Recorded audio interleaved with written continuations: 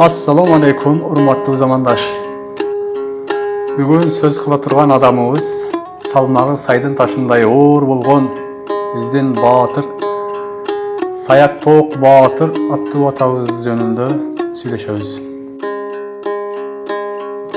Ал 9 тоrodогу Чекир молдонун тукумунан аны ат көтөрө алган эмес.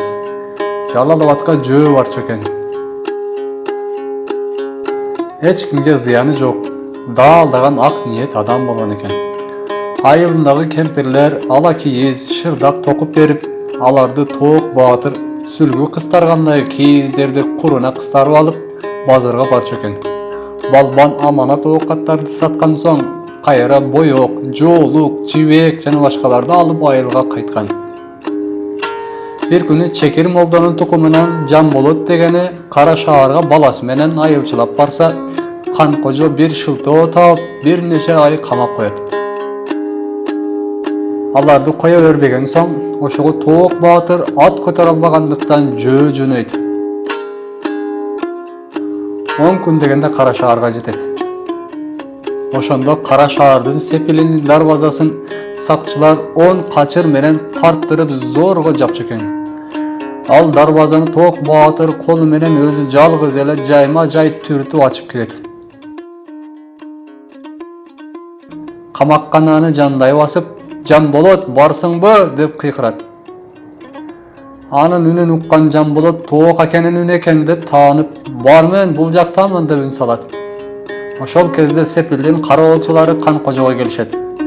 Bir шундук адам келди. Бою 4 метр, сепилдин дарбазасын жөн эле өзү жалгыз эле ачып кирип келди дейт.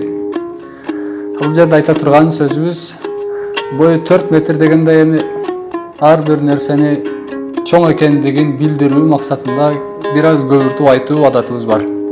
Тоок Баатыр атабыз деле бою 4 метр болбосо керек, бирок өтө сөөлөтү чоң адам болгондуктан, денеси сөөк саактуу адам болгондуктан, өтө аябай чоң көрүнгөндүктөн бою 4 метр деп алар дагы өтө чоң экендигин билдирүү максатында 4 метр деген.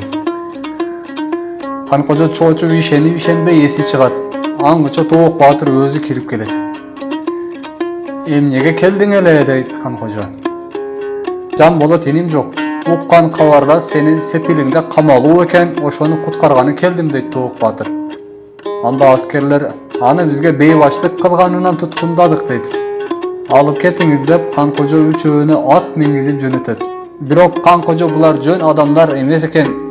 Туткундун баласынын бизде кеги калды дейт. Кийин эр жетилип кек алганы келбесин деп, балам минген ээрге уус үйкөтүп койгузат. Кийин ошонун айынан Жамболоттун баласы жолдо өлөт. Баланы көк кыянын боюна коюшуп, чана сүзмөнү 9 торого жөө көтөрүп келишкен экен.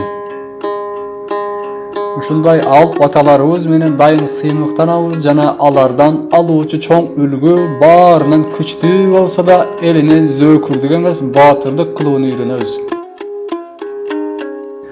Башыбыз асманга жетип турса да бутубуз жерде экенин унутпай, Кудай берген кудуретти ушул аталардай болуп башкаларга пайдабызды тийгизүүгө, жумшоого аракет кылышыбыз керек. Пайгамбарыбыз айткан, адамдардын эң жакшысы башкаларга пайдасы тийгени деген. Ошондуктан бул жашоого жөн эле жашап, жөн эле өтүп кетпестен, биз да башкаларга мүмкүнчүлүгүбүз, пайдабыз тийсе татыктуу жашаган болобуз. Ушундай ата-бабаларыбыздын баатырлыгынын себеби менен бүгүн биздин эл бойдон сакталуу келе жатат. Эми биз дагы элибизге пайдалуу иш кылууга ата-бабаларыбыздан карызбыз жана элге кызмат кылуу эстафетасын жаш муундарга тарыхтагы ата-бабалардын баатырлыгын айтып, мотивация берип өткөрүп беришибиз керек.